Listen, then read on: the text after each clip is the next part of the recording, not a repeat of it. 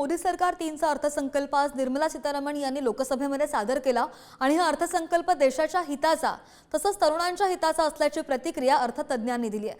नेमकं या अर्थसंकल्पामधून काय मिळालं याविषयी अर्थतज्ञांशी बातचीत केली आमचे प्रतिनिधी बालाजी पोद्दार यांनी। पाहूयात।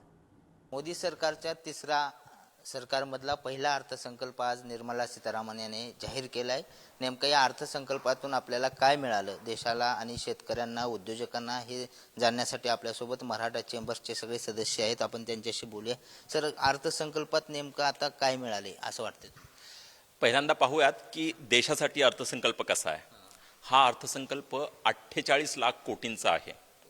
यामध्ये जी वित्तीय तूट किंवा राजकोषीय तूट असते ती फक्त 4.9% आहे। फक्त का म्हणतोय? कारण कोविड काळामध्ये ती 9.5% इतकी जास्त होती।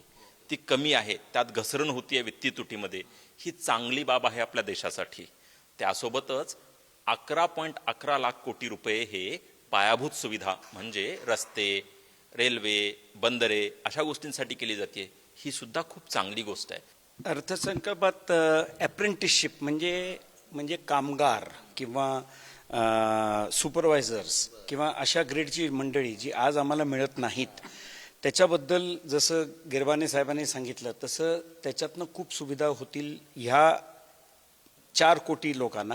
म्हणजे दरवर्षी 80 लाख लोकांना त्याला मदत होणार आहे। देखिए, आपने पहले पूछा था कि महाराष्ट्र और पुणे के लिए क्या है। ये यूनियन बजट है, तो ये एक पूरा छत्र की तरह है, पूरे देश के लिए है।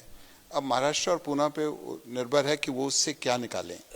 नॅशनल पेन्शन स्कीम खाली आता प्रायव्हेट सेक्टरमधले एम्प्लॉयर कॉन्ट्रीब्यूट करू शकतील आणि जे 10% लिमिट होतं पगाराचं ते आता 14% त्यांनी वाढवलेलं आहे।